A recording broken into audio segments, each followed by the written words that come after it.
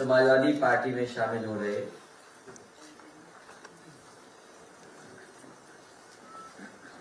जो मंत्री थे, वन विभाग को देख रहे थे, आज पुनः समाजवादी पार्टी में आप शामिल हो रहे हैं। आदरणीय दारा सिंह चौहान जी का मैं बहुत बहुत स्वागत करता हूँ, बहुत बहुत बधाई देता हूँ। साथ ही साथ उनके बड़ी संख्या में लोग आए हैं, साथ ही साथ उनके साथ बड़ी संख्या में लोगों को आना था, लेकिन कोविड प्रोटोकॉल को मानते हुए उतनी बड़ी संख्या में लोग नहीं आए और हम लोगों ने जानबूझ करके रोका कि इधर हम सब मिलकर के प्रोटोकॉल को मानेंगे, प्रोटोकॉल के जो नियम हैं उनको अपनाएंगे। लेकिन यहाँ जितने लोग बैठे हैं ये वो साथी हैं जो अपने आप में नेता है, न केवल अपने गांव के बल्कि आसपास के क्षेत्र में भी प्रभाव छोड़ने वाली ये नेता है। मैं एक एक दारा सिंह चौहान जी के साथ आए हुए साथी का बहुत बहुत स्वागत करता हूं, बधाई देता हूं इस लड़ाई में जो आप साथ देने आए हैं। कुछ लोगों के नाम मैं पढ़ सकता हूं। योगेंद्र चौहान जी हैं, शारदा प्रसाद चौहान जी हैं, मोहन चौहान जी हैं, ब्रजभान चौहान, बाग सिंह चौहान, टीपी सिंह चौहान, अगन प्रताप सिंह जी, उग्रसेन चौहान, विभूति चौहान, विष्णु प्रताप चौहान, सुरेश राम, देवेंद्र चौहान, डॉक्टर सूर्यनाथ चौहान जी, रविंद्र गुप्ता जी, लालता चौहान, राम रफीक राजभर जी, रमेश चौहान जी, दुर्वेश सिंह चौहान, ई दिनेश सिंह चौहान, लालता चौहान, संतोष चौहान, चतुर्भुज चौहान, राम बचन चौहान जी, राम प्रवेश चौहान, ब्रजमोहन चौहान, राजेश चौहान जी के साथ साथ और भी नाम है जो मैं नहीं बोल पा रहा हूँ, लेकिन प्रदेश अध्यक्ष जी से मैं कहूंगा उन सभी नामों को पार्टी की सूची में शामिल कर करके इन सभी साथियों से अपील होगी कि आने वाले चुनाव में हमारी अपनी जगह पर रह करके हमारी मदद करने का काम करें। दूसरे डॉक्टर आर.के. वर्मा जो विधायक हैं उनका मैं स्वागत करता हूं, बधाई देता हूं कि इस लड़ाई में आप साथ देने आएंगे। ये बहुत बड़ी लड़ाई है जिसमें आप सब लोग मिलकर के समाजवादी पार्टी का सहयोग कर रहे हैं। समाजवादी पार्टी के गठबंधन के लोगों का आप सहयोग और मदद करने का काम कर रहे हैं। और मैंने कई मौकों पर कहा कि हम सब साथ आए और भारतीय जनता पार्टी की जमानत जब्त कराएं। हम सब साथ आए और भारतीय जनता पार्टी की जमानत जब्त कराएं। और लखनऊ और दिल्ली के झगड़े में सोचो,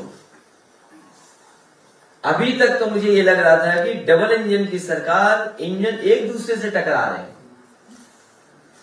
कभी कभी लगता था कि दिल्ली वाले, लखनऊ वाले एक दूसरे के इंजन के पहिए खोल रहे हैं। लेकिन इस लड़ाई में जो विदाई हुई है गोरखपुर के लिए, मैं बधाई देता हूं। और जब उन्होंने अपने आप भेज दिया है तो जनता और हम सब लोग मिल करके पक्की उनकी विदाई कर देंगे कि दोबारा इधर लौट करके ना आए।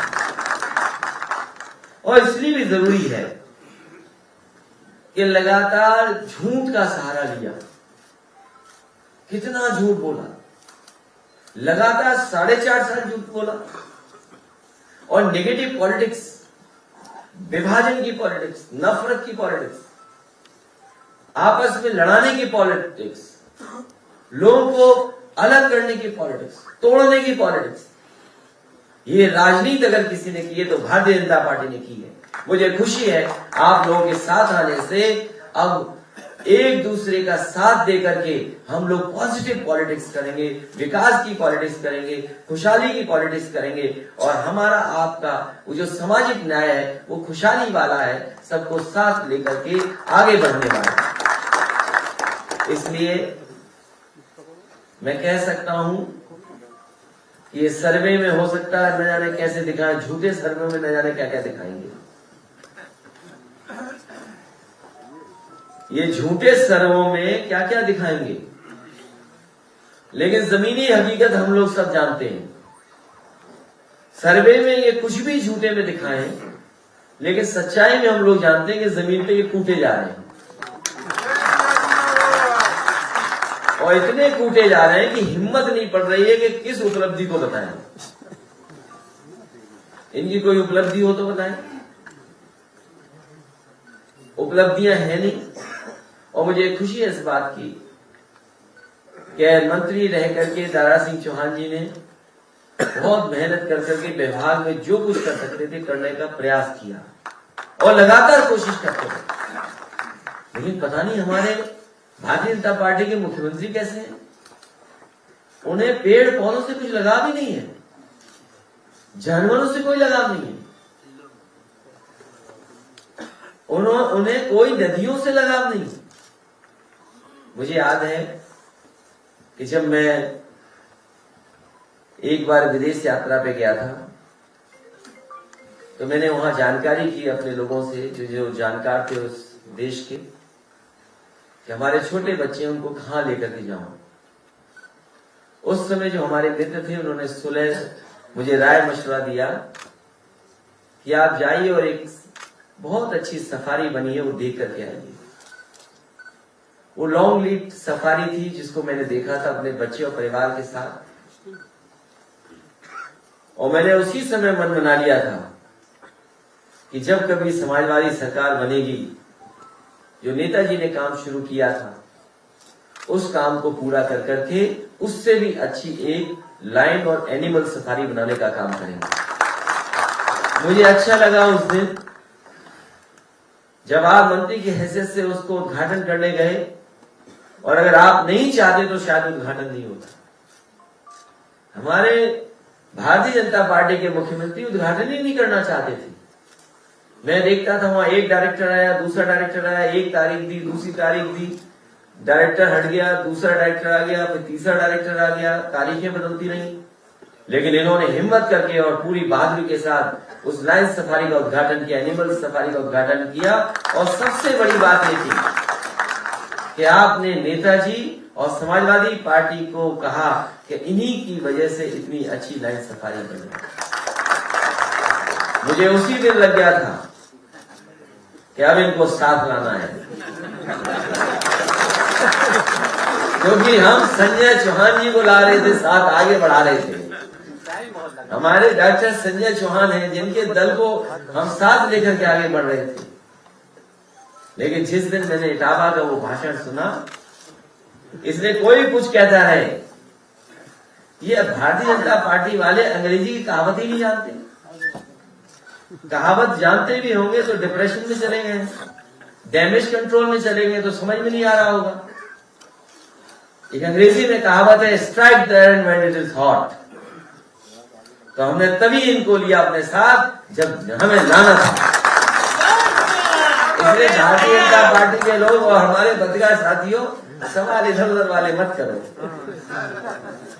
अंग्रेजी की कहावत है, strike the iron when it is hot. हमें तो उसी दिन अच्छा लगा था कि जब आपने लायन सफारी का उद्घाटन किया और वो काम भी आगे बढ़ाए जो कभी समाजवादियों ने काम किए थे। बर्ड फेस्टिवल कौन करता है? बर्ड फेस्टिवल हमारे मुख्यमंत्री जी को पता नहीं किससे प्यार है। कभी कभी तस्वीर तो आती है, हमें डर लगता है तो उस तस्वीर को सही मानो कि बुरा मानो या गलत मानो। कभी कभी एक तस्वीर चलती है डिजिटल प्लेटफॉर्म में कि वो किसी को गोदी में बैठाए हुए हैं। अरे भाई, जानवर क्यों बदल रहे हो? कौन किसको गोदी पे बैठाए वो नहीं पूछ रहा हूं मैं। क्या नाम बदल देते हो आप लोग?